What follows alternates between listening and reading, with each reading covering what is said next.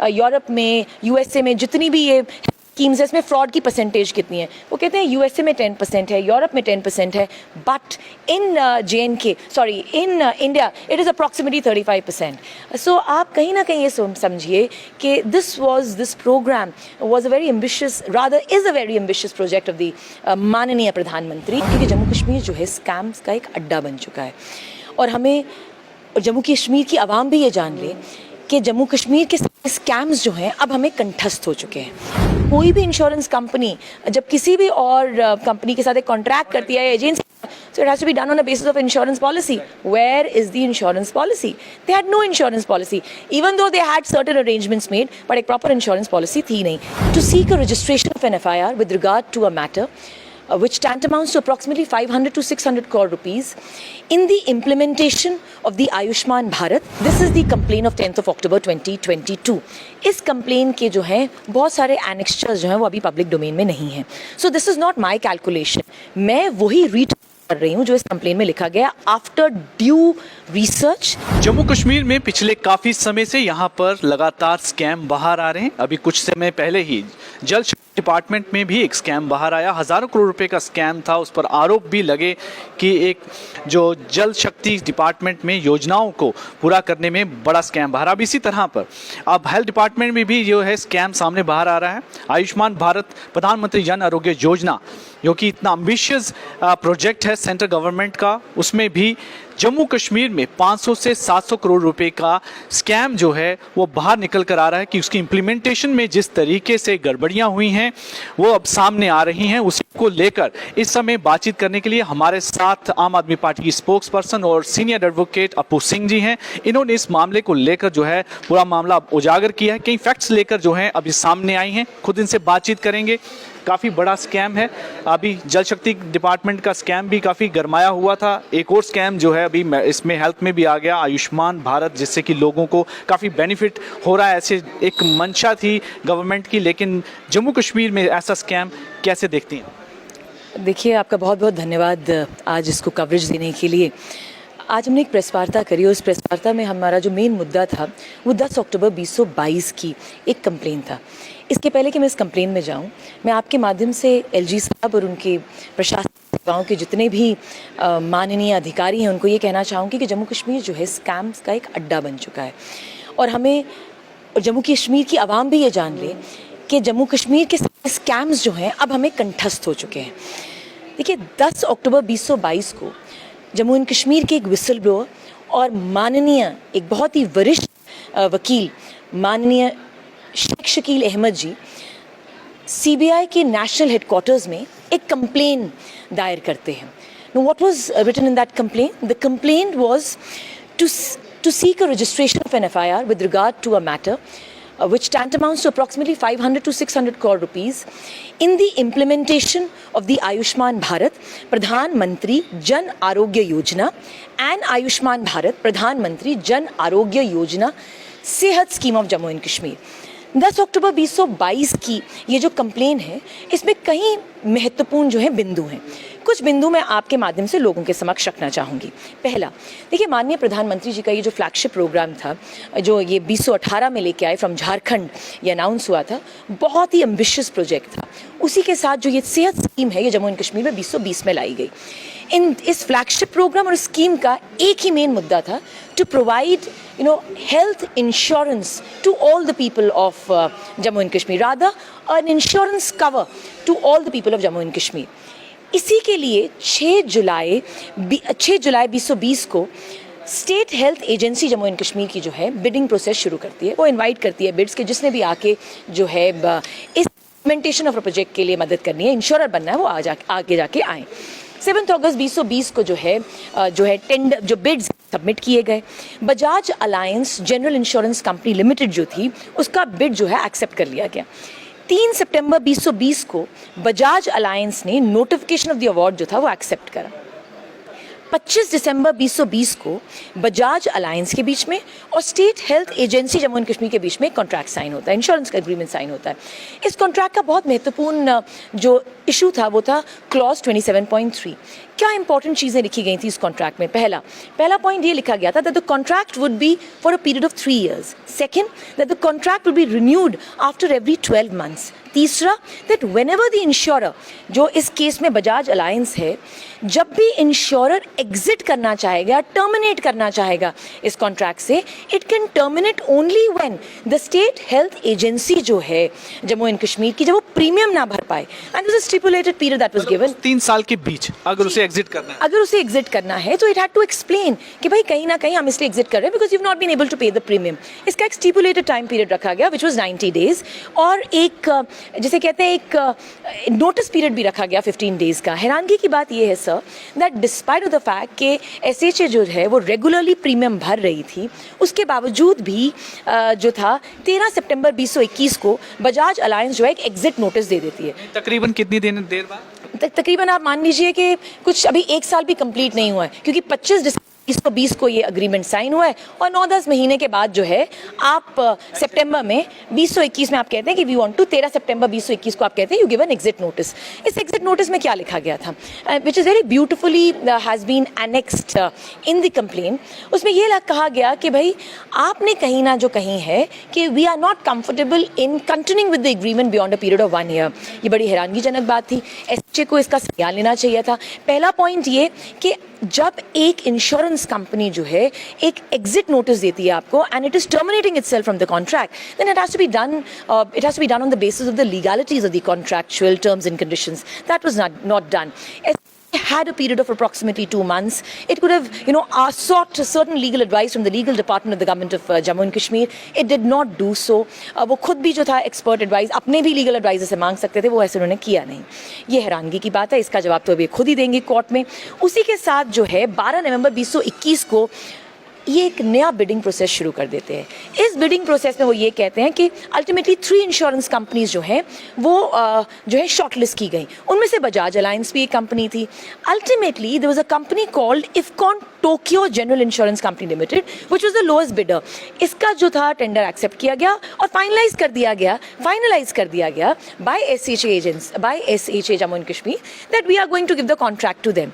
Ultimately, giving administrative reasons on the 18th of December 2021, this complete process of bidding was completely removed. उन्होंने कहा कि भाई हम इसको बिल्कुल ही खत्म कर देंगे, हमने इसको नहीं रखना because of certain administrative reasons. IFFCO Tokyo को, whereas इफको टोक्यो को तो अनाउंस कर दिया कि लोएस्ट बिडर था और हमने इसी को देना है. मगर अचानक जो है कुछ ही दिनों के अंदर 18 दिसंबर 2021 को, मतलब कुछ ही दिन पहले वो बिडिंग प्रोसेस शुरू करते हैं और कुछ दिन के बाद वो फाइनलाइज कर देते हैं कि इफको टोक्यो को हमने जो है टोक्यो को जो है we are not going to, we will completely cancel the whole bidding process. The most amazing and the most bewildering aspect of it, which is very confusing, which perhaps shows the apathy of the government officials, is that there was an interim agreement or an addendum agreement, जिसे आप stop loss agreement भी कह सकते हैं, which was signed by SHA Jammu and Kashmir with Bajaj Alliance. इस stop loss agreement में क्या कहा गया, इसमें कुछ certain terms and conditions डाले गए. पहली बात तो आप ये stop loss agreement कर नहीं सकते थे because the initial agreement stood for 3 years. Stop loss agreement क्या होता है, थोड़ा देखिए, अगर मैं आपको ब्रीफ में समझाऊं, stop loss का मतलब था कि जब तक हम आगे जाके एक सशक्त अग्रीमेंट नहीं तैयार करते, हमने अपने लॉस हैंडल करने हैं. So therefore we are going to go ahead with the stop loss. मेरा वही जब एग्जिट कर लिया उसने अपने आप को, तो इस बीच में जो स्कीम चल रही थी वो कितना अफेक्टेड हुई? वो बहुत अफेक्टेड हुई फॉर द सिंपल रीजन, उसको कहीं ना कहीं बजाज अलायंस अपना पेमेंट तो ले ही रहा था, प्रीमियम तो ले ही रहा था, क्योंकि दे वर ड्यूटी बाउंड, कि उन्होंने खुद भी बोल दिया कि हम 1 साल तक तो करेंगे. मगर जब वो नया स्टॉप लॉस एग्रीमेंट ले आते हैं तो पुराना वाला agreement which was absolutely legal, जिस से SHA ने स्टॉप लॉस एग्रीमेंट को अलाउ किया, it is against the ethos of legality. ये इलीगल है क्योंकि कहीं ना कहीं आपको terms and condition of the contract को फॉलो करना था, जो आपने फॉलो नहीं करे. आप सर्टेनली एक पुरानी वाली सेम कंपनी के साथ एक नया अडेंडम एग्रीमेंट बना देते हैं. अगर उस अडेंडम एग्रीमेंट के बारे में आपको कुछ बताऊं तो उसके कुछ टर्म्स एंड कंडीशंस होते बिल्कुल डिफरेंट थे. एक एडमिनिस्ट्रेटिव फी डिसाइड की गई, कहा गया कि भाई 2.5 करोड़ का जो अमाउंट है वो एक एडमिनिस्ट्रेटिव फी डिसाइड करी उन्होंने कहा जी 15% हम डिसाइड करेंगे, दिस विल बी दी, और वो डिसाइड कहते हैं कि प्रीमियम जो है एक 15% administrative fee for 1 month decide किया गया, और उसका अगर हम टोटल कैलकुलेशन करें तो अप्रॉक्सीमेटली 2.5 करोड़ वापस उसके आना था। फिर उन्होंने डिसाइड किया कि 20 crore as the first tranche premium जो है वो जो है SHA पे करेगी टू दी बजाज अलायंस। और बजाज अलायंस से ये भी कहा, और ये 20 करोड़ उनको मिल गया। बजाज अलायंस ने कहा जब 75% इस 20 करोड़ का यूटिलाइज किया जाएगा बेनिफिशरीज के लिए, तो हम नेक्स्ट स्टेप क्या करेंगे, हम ये करेंगे कि हम आपसे सेकेंड ट्रांच प्रीमियम पेमेंट लेंगे। This was the arrangement. इसी के साथ हैरानगीजनक बात यह है सर कि ये जो नया अग्रीमेंट साइन किया गया इसमें इंश्योरेंस पॉलिसी जो है वो इशू ही नहीं हुई। As per the insurance act and as per the IRDAI rules के तहत जो है कोई भी इंश्योरेंस कंपनी जब किसी भी और कंपनी के साथ एक कॉन्ट्रैक्ट करती है agency, so it has to be done on the basis of insurance policy. Where is the insurance policy? They had no insurance policy, even though they had certain arrangements made, but एक proper insurance policy थी नहीं। इसी की वजह से इस complaint में लिखा गया है that this stop loss जो agreement है ये तो जाता है against the ethos of the Insurance Act, and this goes against the ethos of the IRDAI Act, which is the Insurance Regulatory and Development Authority of India. आगे जाके वो कहते हैं कि अगर इस पूरी की पूरी स्कीम को अगर हम थ्रू बजाज अलायंस जो है इम्प्लीमेंट नहीं करते और जो पहले जो हमने जो ऑलरेडी जो पहले जो जिसे हम कहते हैं इफ़को को हम देते तो स्टेट एक्सचेकर को इससे नुकसान कम होता। You know they have come up with an amount, this is not my calculation, this is the calculation which is given in the complaint by the whistleblower. He says that the SHA would have managed the implementation of the scheme with a monthly amount of approximately 40 crores, whereas under the stop loss provision it is paying approximately 50 crores monthly. तो 10 करोड़ का तो यही है, हमने difference दिखा दिया और बाकी तो अलग पूरी। अगर यही इफको टोक्यो को दिया होता तो 40 होता, लेकिन इनको 50-50 में दिया। एब्सोल्युटली, द पॉइंट इज और उस पर टर्म्स एंड कंडीशन में भी काफी बदलाव किए गए हैं, कहीं ना कहीं इसमें साफ नजर आ रहा है। दो बड़ी इंपॉर्टेंट चीज़ें जो है लोगों को ये जानकारी रखनी पड़ेगी कि जब एक अग्रीमेंट साइन हो जाता है एजेंसी के बीच में और बजाज अलायंस के बीच में, बजाज अलायंस तब तक उस अग्रीमेंट से नहीं निकल सकता था जब तक वो ये नहीं कहता कि स्टेट हेल्थ एजेंसी प्रीमियम नहीं पे कर रही। जब प्रीमियम पे कर रही है, how can you give an exit notice, and if you given an exit notice, why didn't the SHA go ahead with some legal action? इसका मतलब there is some bungling, इसका मतलब there is certain connection, इसका मतलब there is some underhand policy which is going on.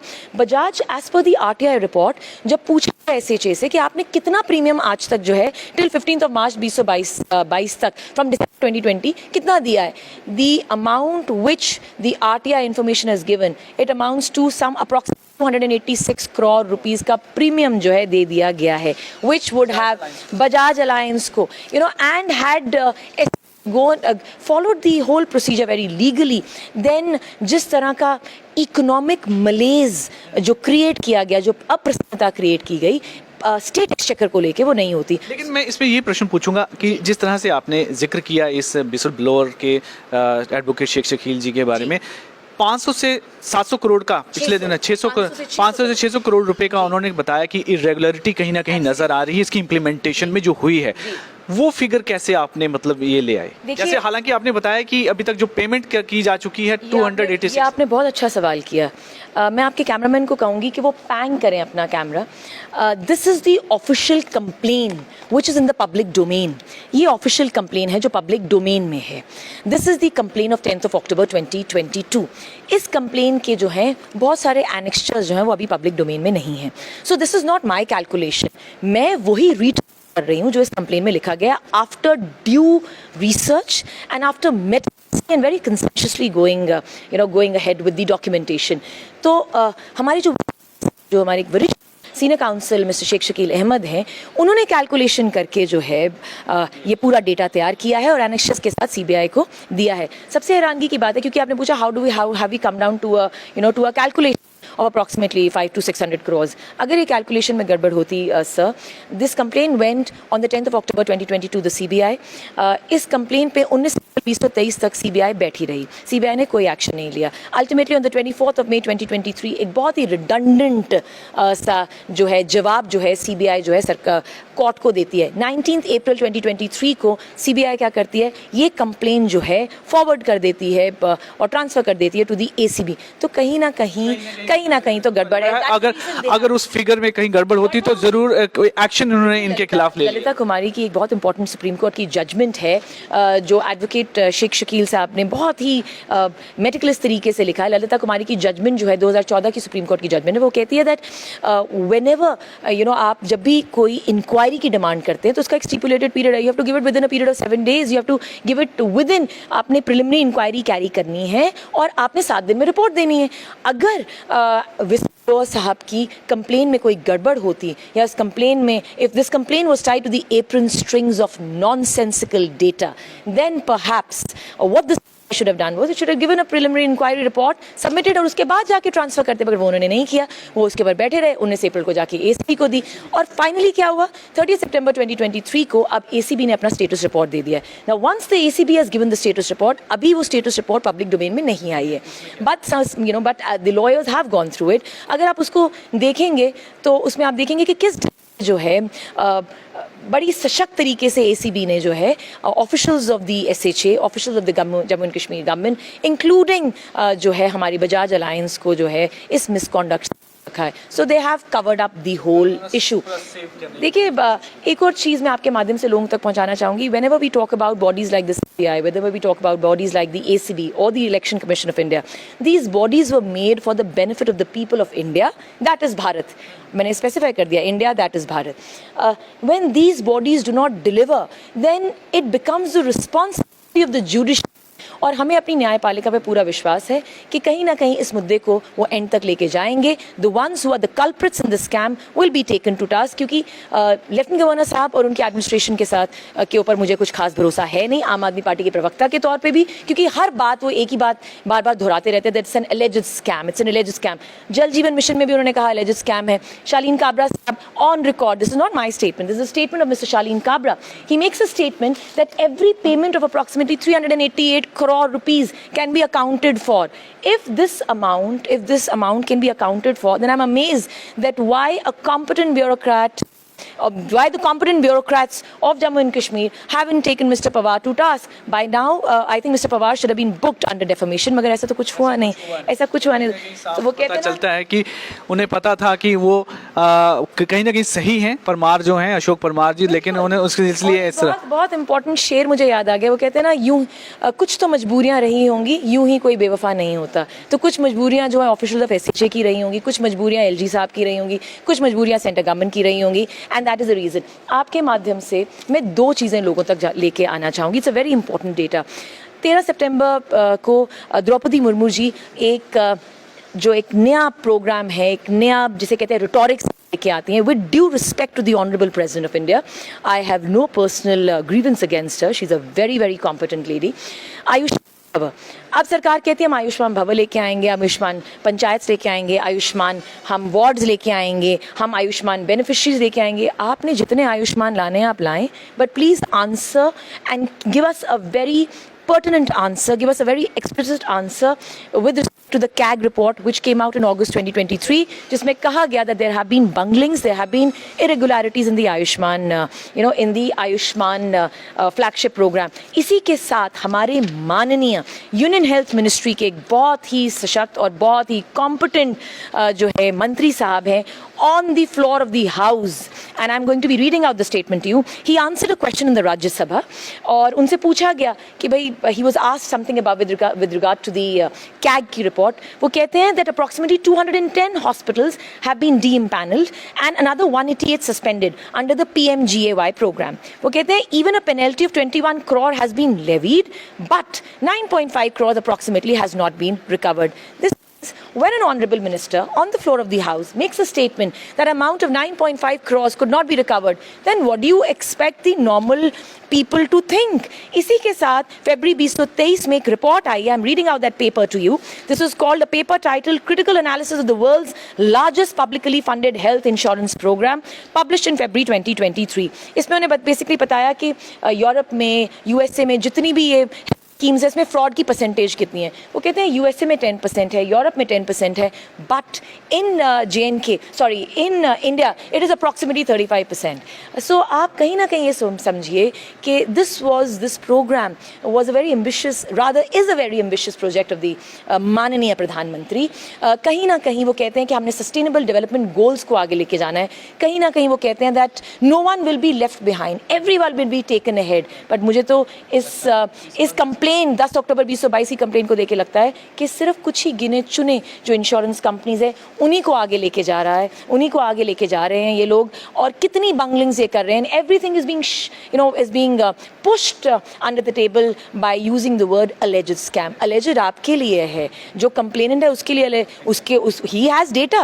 When Mr. Parmar said that the Jal Jeevan Mission scam, when an exemplary officer who has over 30 years of experience in the Indian administrative services, he wouldn't make a statement like this. Mr. Sheikh Shakil Ahmed, who's a whistleblower, is a very competent senior counsel of the J&K High Court. He wouldn't make a statement, he wouldn't make a complaint, risking or jeopardizing his whole legal career. मतलब कहीं ना कहीं जो है जो तथ्य धरातल पर उनके बेसिस पर इस तरह की रेगुलरिटीज जो उनको सामने लाने की कोशिश की गई है, ये सारे जी. और एंड में मैं आपके माध्यम से एक शेर, वो कहते हैं सुषमा स्वराज जी पार्लियामेंट हाउस में क्या करती थी, जब भी माननीय प्रधानमंत्री मनमोहन सिंह एक शेर कहते थे, वो कहते हैं शेर का जो उधार है वो शेर से ही चुकाया जाता है. एलजी साहब और उनकी प्रशासनिक सेवाओं के लिए मुझे एक बहुत ही इंपॉर्टेंट शेर याद आ रहा है. वो कहते हैं हमको है उनसे वफा की उम्मीद जिनको वफा का मतलब भी नहीं पता. तो वो क्या जाने स्कैम्स क्या होते हैं, जिनके लिए स्कैम के आगे जो सबसे महत्वपूर्ण शब्द लगता है वो है एलिजिड. बिल्कुल.